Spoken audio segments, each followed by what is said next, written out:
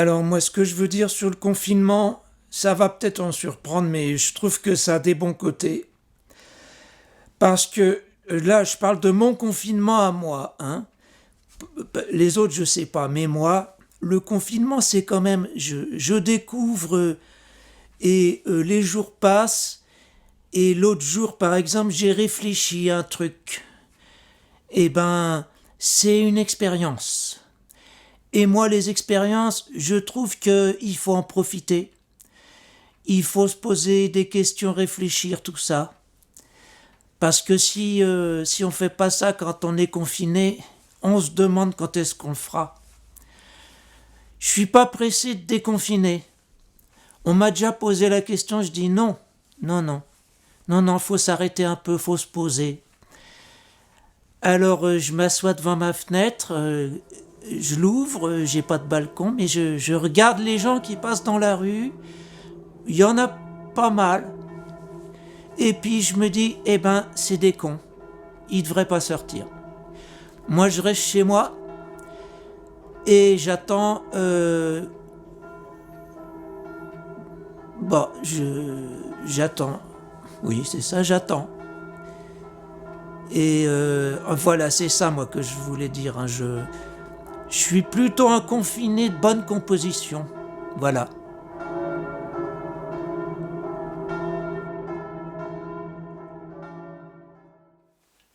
Oui, et le confinement, je le dis tout net, carrément tout de suite, c'est une bonne chose. Parce que moi, je vais vous dire une chose, je suis un peu un spécialiste, je connais, j'en ai fait 10 ans, hein, du confinement, pas sur mesure, un peu mieux, une autre façon. Et là, j'ai dit, c'est un peu tout le monde qui trinque, hein, chacun son tour, comme ça c'est plus démocratique. Vous voyez ce que c'est, hein. Vous voyez que vous commencez à comprendre ce que c'est un peu de... Trois semaines, c'est pas grand-chose, hein. Vous verrez au bout de 10 ans. Ouais, je rigole. Ouais. Vous êtes pas sortis de l'auberge, hein, les mecs. Vous allez voir un peu tasser les uns sur les autres avec une cloison en papier entre chaque chambre. Là, vous allez voir avec le boucan la nuit et tout ça, la radio, la télé à fond de bastringue et tout ça. Et ben voilà, moi ça c'est mon expérience, hein. C'est ça, c'est ma vie, hein. Le confinement c'est moi. J'ai pas demandé le copyright, mais on verra, je vais peut-être le déposer un de ces quatre. Les mecs comme moi, on fait de la pub aujourd'hui. On se démène, on descend dans la rue, hein, pour le confinement. On est pour parce qu'on a déjà donné et on est des experts en fait, hein. On est une république où on est bien les experts. Nous, on en est. Mais là, pour cette chose-là en particulier, il y a la santé d'un côté, il y a le confinement de l'autre. Chacun son rôle, chacun son métier. Donc là, si vous voulez des renseignements, comment s'organiser, comment faire avec le quotidien, etc., la nuit, le jour et compagnie, les voisins qui font chier et tout, et ben vous me contactez, hein, moi et mon organisation qu'on vient de créer, là, déconfinés. Et c'est le numéro, vous le trouverez sur le site internet du même nom. Salut les mecs, à bientôt.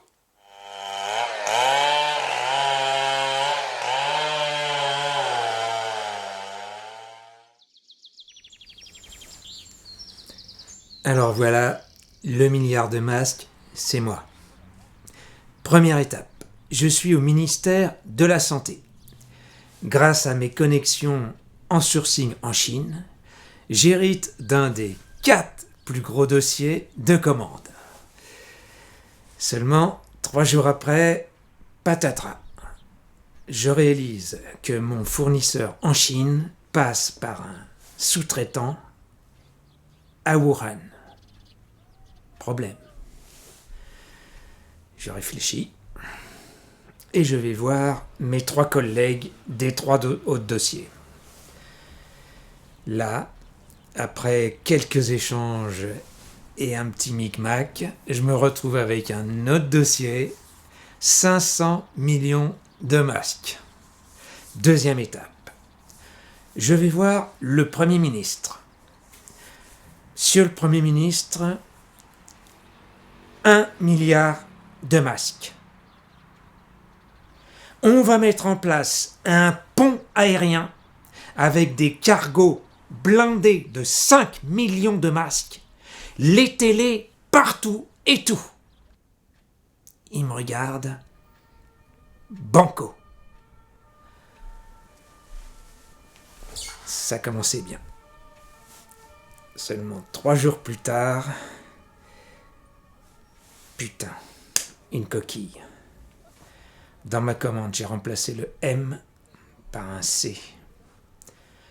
Je me retrouve avec une commande de 1 milliard de casques à la Chine. Problème.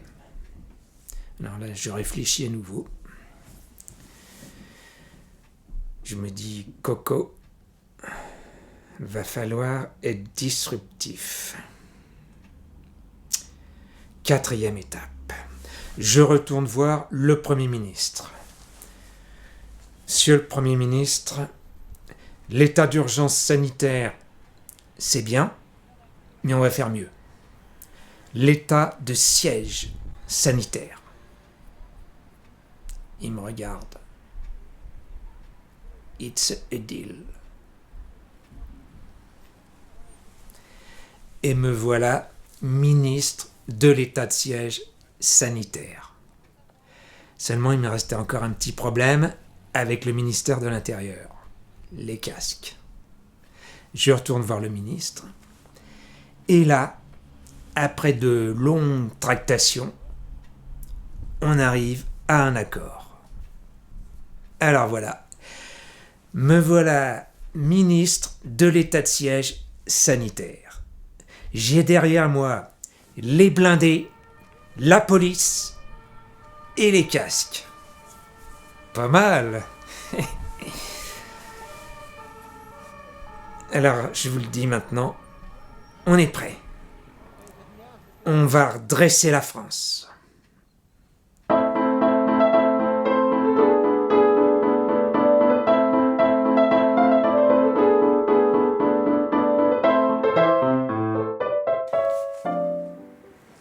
Attends, il faut que je te raconte un truc là, qui m'est arrivé là, c'est un truc de ouf quoi. J'ai rencontré un type, le ministre, tu te rends compte, le mec il me convoque, quoi, et il m'a proposé un truc, tonton, alors mon tonton tu vas rigoler, attends, écoute bien. Monsieur Tony, enchanté de faire votre connaissance. J'ai beaucoup entendu parler de vous. Si, vous êtes un peu une star dans votre milieu. Et vous savez, je rencontre actuellement tous les milieux. Alors voilà, j'ai une boulette à rattraper. Des casques, ça ira, on en a assez. J'ai besoin quand même de quelques masques. Alors pour ça, il me faut un bon négociateur, un professionnel. J'ai été voir les ministères, j'ai été voir les syndicats, c'est des amateurs. Monsieur Tony, c'est des gens comme vous qui peuvent faire le job. La France vous attend. C'est un moment unique. Ne répondez pas tout de suite. Réfléchissez. Si vous acceptez la mission, vous allez rencontrer des fournisseurs chinois quelque part à la campagne, dans une villa près d'un lac. On se retrouve dans 15 jours pour faire le point.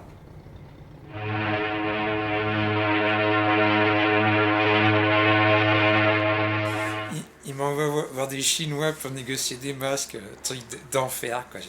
Alors, j'étais un peu sceptique, j'y suis allé avec les potes. Là. Alors, les mecs, ils étaient là, quoi. Mais l'arnaque complète, quoi. Totale, quoi. Les mecs, les ministres, il est pas prêt de voir ces masques, putain. Alors, en fait, dans le truc, bah, pour moi, c'est râpé, quoi, ce truc-là, mais du coup, là, j'ai rencontré des groupes, là, déjà des infirmières super sympas, tu verras, elles arrêtent pas de bosser et tout, c'est dingue, quoi. Là, vraiment, tu vois, là, c'est pas du pipeau, quoi. Là. Et super sympa, quoi. Alors maintenant, avec les potes là, et tout ça, dans le coin, là, on va monter à Paris. Là, puis après, je vais peut-être pas rester longtemps. Mais il y a les infirmières, mais il y a aussi les livreurs. Quoi, tu vois, les livreurs. Tous ces gens-là, quoi, ils sont hyper actifs. Quoi, on est en train de former carrément un réseau. Quoi. Alors, on est en train de contacter aussi des Espagnols, des Italiens, tout. Quoi. Tu vas voir, mon tonton, Attends, et reste bien assis sur ton siège, tu vas voir les semaines qui viennent, tu vas entendre parler d'un certain nombre de trucs qui se passent dans le pays, je pense. En tout cas, tu vois, là c'est des bonnes nouvelles, je pense. J'espère qu'en tout cas, toi tu vas bien, quoi. Hein. Faut pas te laisser aller. Hein. Je sais comment t'es, hein. Je sais bien que je sais que t'as le moral, toi tu as ton jardin et tout, c'est nickel, mais en tout cas, tu sais, bah, je pense bien à toi, quoi. Hein. Je pense à toi, puis je te dis, et puis je te dis en tout cas, porte-toi bien, mon tonton. Hein. Allez, bah, je te fais une grosse bise. Hein. Allez, à bientôt, salut. Hein. Salut, mon tonton. Il m'a pas oublié. C'est un brave gars, un phénomène, mais il n'a pas eu une enfance facile. Avec sa mère pour l'élever toute seule. Elle est morte il y a 10 ans en EHPAD. 10 ans déjà.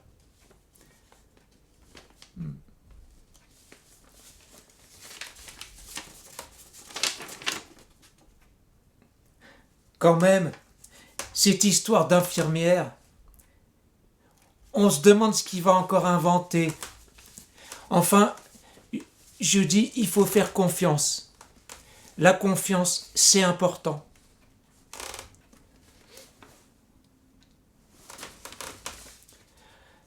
Mon infirmière, c'est Isabelle, une gentille fille. Elle s'occupe bien des gens. Heureusement qu'elle est là. Sinon, qu'est-ce que je deviendrais ?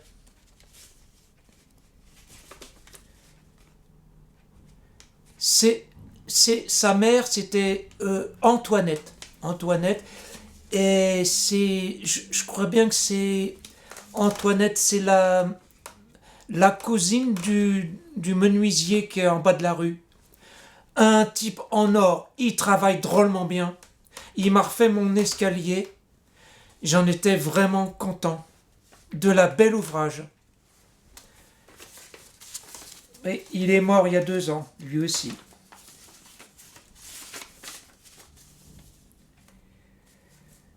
Ça fait plaisir recevoir une lettre comme ça de temps en temps. Il y a la télé aussi, je la regarde un peu, mais bon, on ne sait jamais qu'est-ce qu'ils nous racontent, s'il faut les croire ou pas, où est-ce qu'ils vont nous mener. Enfin, je me plains pas, j'ai mon jardin, il fait beau, je taille la haie, voilà, c'est le confinement, quoi. Je me plains pas.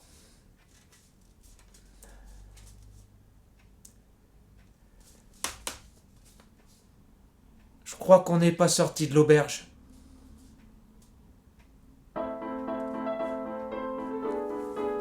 Le masque, c'est le visage. Et le visage, c'est le masque. En France, on n'a pas de masque, mais on a des visages.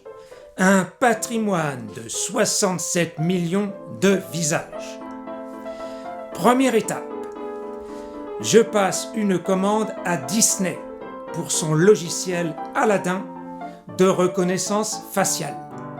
C'est le meilleur logiciel du monde. Nous allons travailler avec les meilleurs. Les masques, ça n'a pas de sens. Il faut partout voir les visages. Je veux voir des visages dans les campagnes, dans les villes, dans les villages. Le masque, ce n'est rien. Le visage, c'est la fenêtre de l'âme.